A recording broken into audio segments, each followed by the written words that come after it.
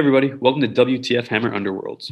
Today's going to be my third installment where I'll be releasing my third set of new faction-specific cards, new errata, all photoshopped, made easily printable front to back on cardstock ideally, and then of course I'd recommend that you laminate them in 5mm laminate.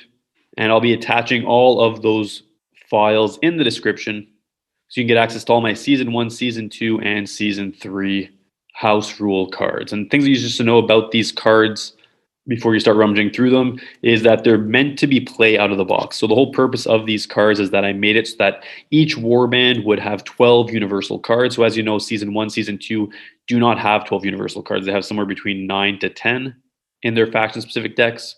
And what I did is I went through all of these universal cards for each warband and modified them to make sure that they would have 6 surge cards and 6 end phase cards, just like a typical deck that you would build with universal cards.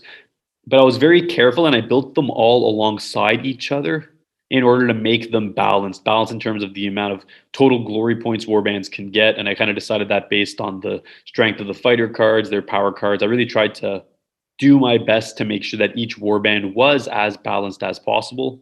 So hopefully that is reflected in your opinion when you look through these universal cards. And of course, each warband also has a full set of power cards. In this case, 22 power cards.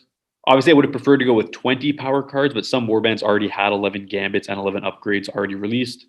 So I just errated power cards to make sure that every one that currently exists for each warband is at least useful. So no power cards are useless. And then, of course, I added power cards to make sure that each warband had 11 gambits, 11 upgrades, so that everybody is on the same ground. And finally, these cards that I'm building for this play out of the box style of house rules is not intended to be mixed with deck building. So you're not intended to take universal cards and use the far list and all that kind of stuff to build decks. These decks are intended to be all inclusive. So if you grab Steel Hearts Champions, you're just playing the Steel Hearts Champions faction specific cards, the original ones as well as the ones that I made, swapping out any original cards for the house ruled cards that I modified. And one nice thing about having 22 power cards is that it ensures that each game is a little bit different because most likely you're not going to go through all of your power cards in a game. So your warband will be playing a little bit differently each time. Other thing to note is that when I built the universal card specifically for all the warbands, I really did it with the intention of having people play 4-player games. So this particularly impacts warbands like Garruk's Reavers, Grashrax the Spoilers, and Morgwade's Blade Coven, Godsworn Hunt 2, whose decks in large part rely on lots of units being around and lots of units being able to die. And although everything isn't perfectly balanced, because I'm sure it's impossible to make everything perfectly balanced, things certainly feel that way, especially when you play in the chaotic environment that is a 4-player game. Third point here is not super important, but it's just a little suggestion to use a mulligan rule change. So instead of throwing out an entire objective deck or power deck when you draw your hand, if you don't like it, you can just choose specific cards that you want to discard, making it so that each player starts off on, a similar foot, which is particularly nice for new players who don't just start off with a terrible starting hand and have to sacrifice important cards, putting them at an immediate disadvantage and probably discouraging them. But it's also nice considering that 4-player games are longer. So if you have a bad starting hand and you're playing a 2-hour game, it kind of sucks. So I recommend strongly using that mulligan rule change. And fourth thing that you should know is that these play out of the box rules work amazingly with special game modes, such as hazard cards, grand avatar cards, where you can just have each of the 4 players choose a particular warband from a specific grand alliance, and then take the grand avatar card and play with those rules. The Apex Predator card, in case you want a game where even losing warbands can come back at the end to become the Apex Predator and win. You can play cooperatively against the Glassmad Gargant without any preparation, or even go solo against a Crushing Terror if you so choose. And I personally find this game is better than the original, but that's obviously my opinion. Let's take a look at the Season 3 cards, which is the last batch of cards that I'm currently going to be releasing. And of course, I'll be continuing to modify and release cards as the game progresses, but I'll do it at the end of each season so that I have a better scope of the warbands as a whole. So don't expect the Season 4 release anytime soon. So let's give you guys a quick glimpse of the new faction-specific cards. So there's 10 warbands in Season 3. Iron Soul Condemners opposite their backs for easy double-sided printing. Then there's Lady Harrow's Mournflight, Grashrax the Spoilers, Skate's Wild Hunt, so fewer cards in general than Season 1 and 2, which needed much larger overhauls.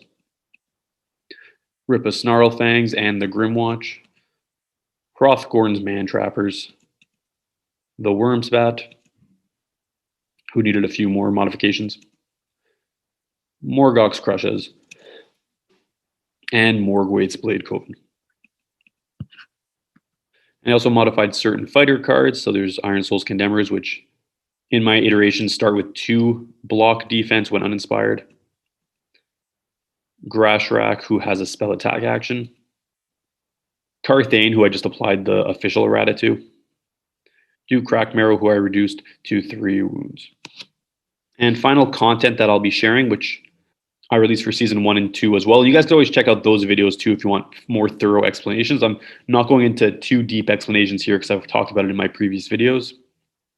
But I created these sort of lore and tactical guides for each warband as well, so that new players can just grab a faction, understand what they're all about. So I put the lore here, and on the bottom right, I sort of put an explanation as to how their Inspire mechanic ties to their lore, also including their Grand Alliance in case you want to compartmentalize them for the sake of playing Grand Avatars.